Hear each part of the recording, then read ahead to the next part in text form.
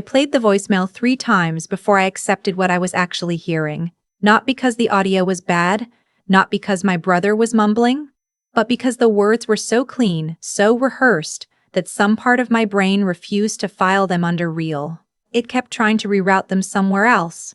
A movie I'd half-watched, a story someone told me once.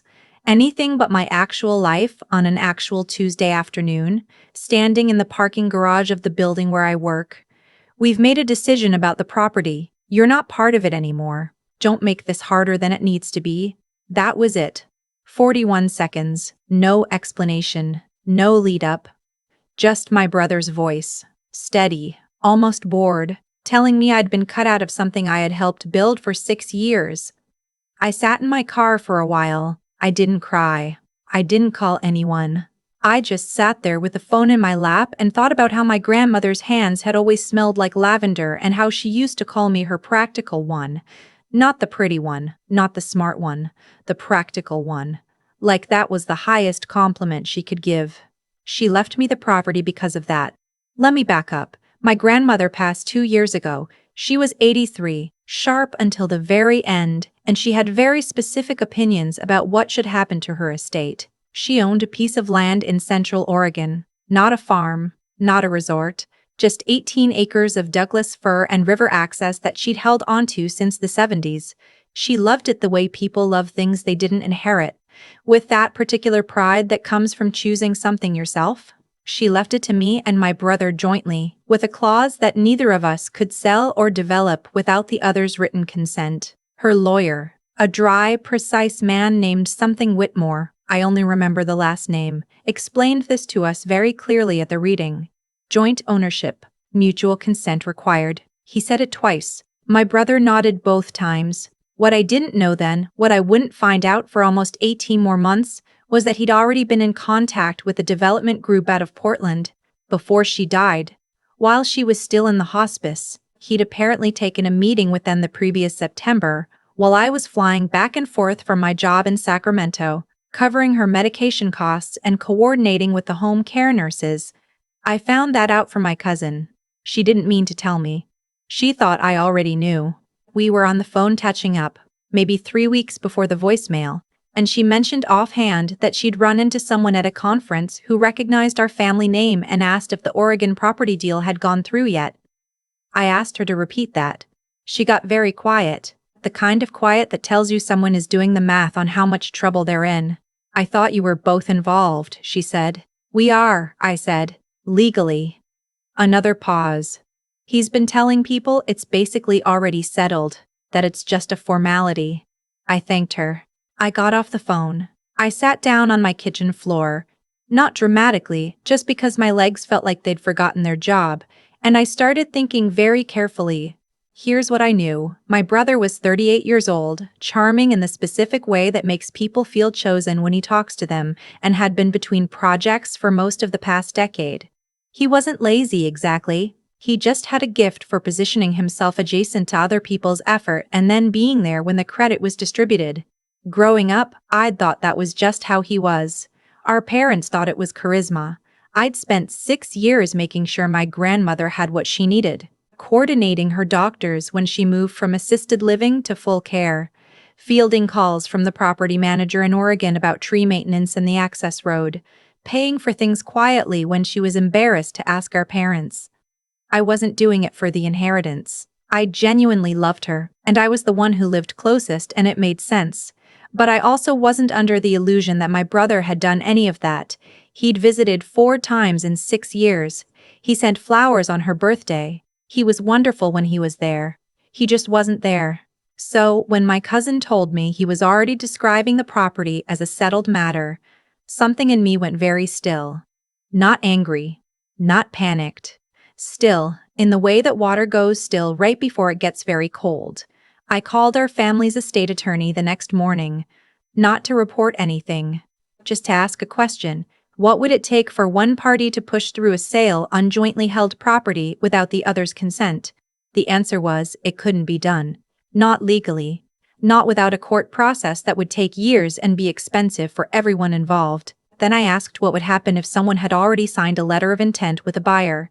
A pause. Then, That would be a problem for them, not for you. I said thank you and hung up. I didn't call my brother. I didn't call my parents. I went to work. I came home. I made dinner. I went to sleep. The voicemail came 11 days later.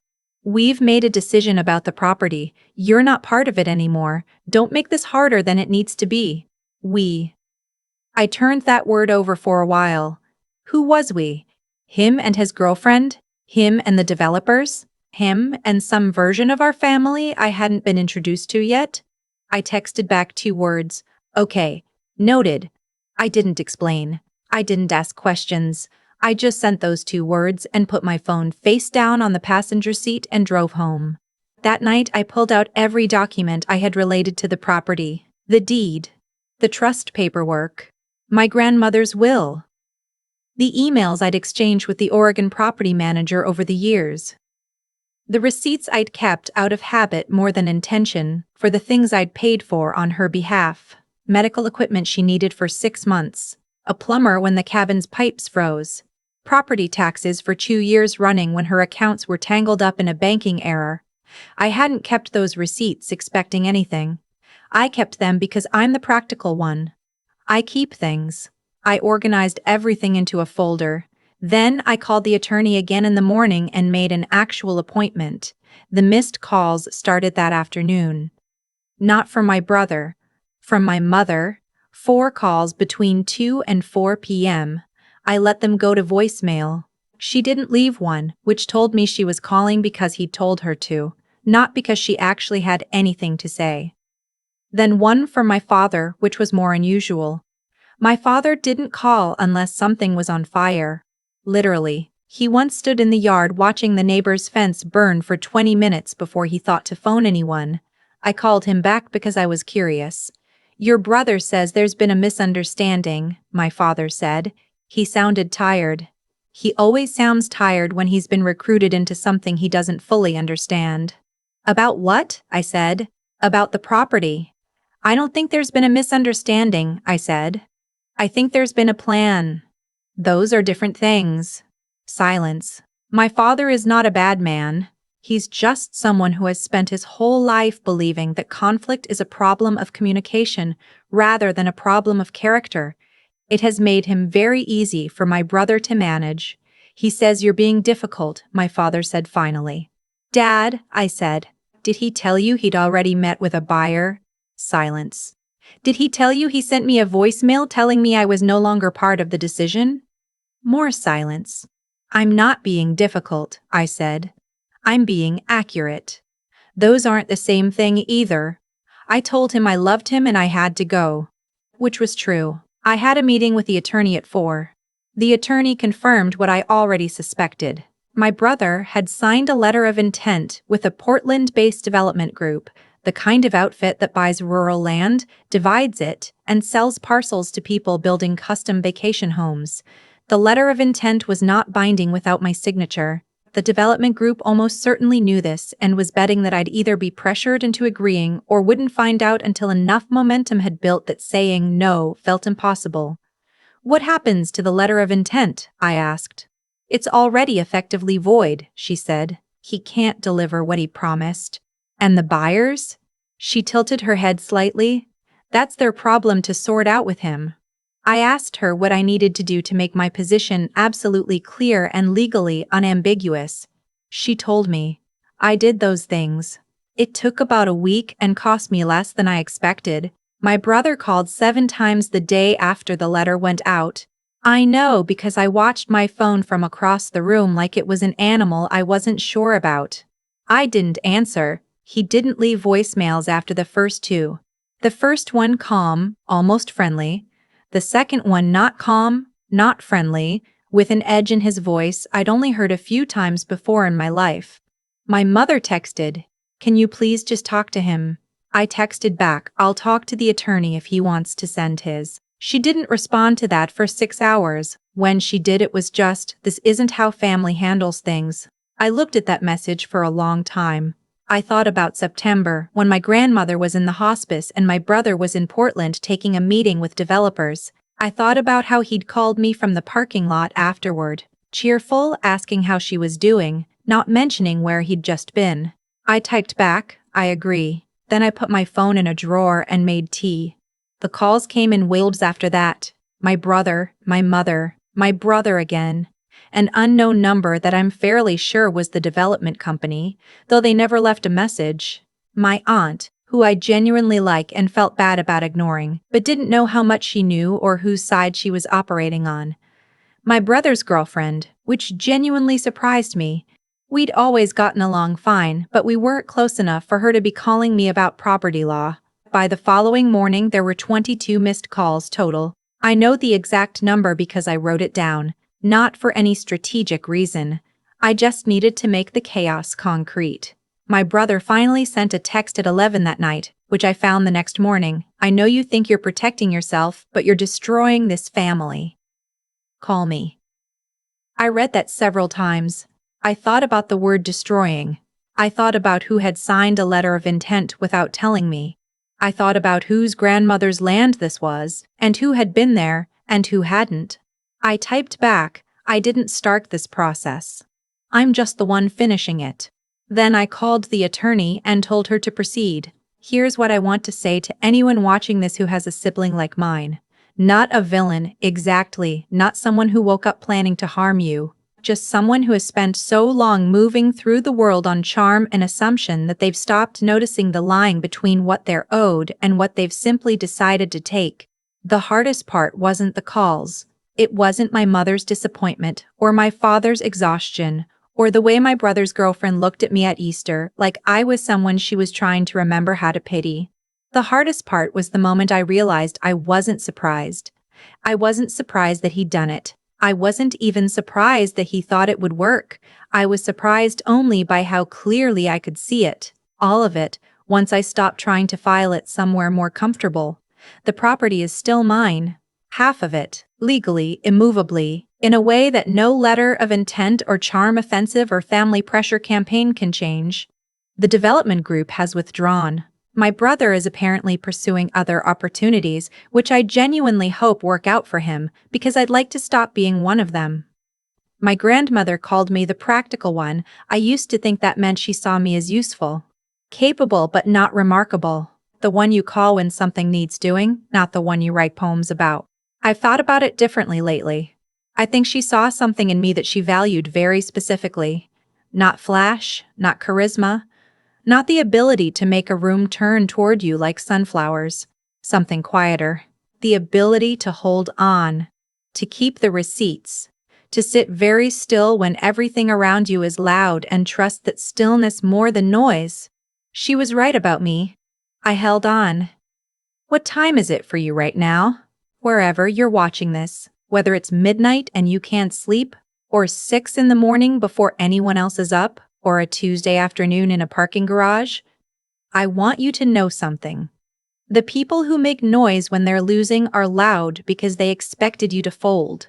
The calls, the messages, the family pressure, the "you're being difficult." That this isn't how we handle things. That's not communication, that's just volume. And volume isn't the same as being right. You already know the difference. That's why you're still here. If someone in your life has recently implied that your boundaries are the problem rather than their expectations, drop a comment. I read every one. And if this felt like your story in any way at all, share it with someone who needs to hear it. The house is protected, and so, finally, am I. There's something nobody tells you about being the reliable one in a family. People confuse reliability with availability. They assume that because you show up, you'll keep showing up, no matter what they do in the meantime. That you'll absorb whatever comes and still be there, steady, useful, asking nothing in return. For a long time, I let that happen. Not because I was weak. Because I genuinely believed that being the person who handled things was its own kind of power. My grandmother saw that in me. She called me her practical one, and I wore that like armor. What I didn't understand until much later is that people who take advantage of reliable people aren't usually doing it consciously. My brother didn't wake up one morning and decide to be the villain of my story. He just spent so many years watching me handle things that he stopped being able to imagine I had limits. He signed that letter of intent the way someone helps themselves to food in a shared kitchen, not thinking of it as taking, just thinking of it as available. That's the thing about consequences that don't come. They teach the wrong lesson. Every time someone like my brother moves through the world on charm and assumption and faces no friction, it confirms something in them. It tells them the rules are flexible, that the people around them will adjust. That being persuasive is the same as being right. I used to adjust. For years, without even realizing it, I adjusted. The moment I stopped was not dramatic. It wasn't a fight or a confrontation or a decision I announced to anyone. It was a Tuesday morning when I picked up the phone and called an attorney instead of calling my brother. That was it. The smallest possible action. And it changed everything. Not because I was clever or strategic, but because I had stopped waiting for someone else to acknowledge what I already knew was true. Actions compound. That works in both directions. My brother's assumption that I would fold, built over years of watching me fold, met my decision not to, and suddenly everything he'd set in motion had nothing to land on. The letter of intent dissolved. The missed calls mounted. The texts got louder and then stopped. What I've thought about most, in the months since, is my grandmother. She kept those 18 acres for 50 years. She held on to something in a world that was constantly telling her to simplify, to liquidate, to let go. She understood something that I'm only now beginning to fully grasp, that holding on is its own form of intelligence. It requires knowing what's worth keeping. It requires being willing to sit with discomfort rather than trade the thing away just to make the discomfort stop. She left that land to me because she recognized something. Not that I was the smartest, or the most ambitious, or the one with the biggest plans, just that I was the one who would still be there when everyone else had moved on to something easier. She was right. And if you're the practical one in your family, the one who keeps the receipts, literally or otherwise, the one who handles things quietly while others handle things loudly, I want you to hear this. That quality is not a consolation prize. It is not what you get when you weren't charming enough or bold enough to get something better. It is, in the long run, the only quality that actually holds. The noise gets loud when it's losing. Remember that.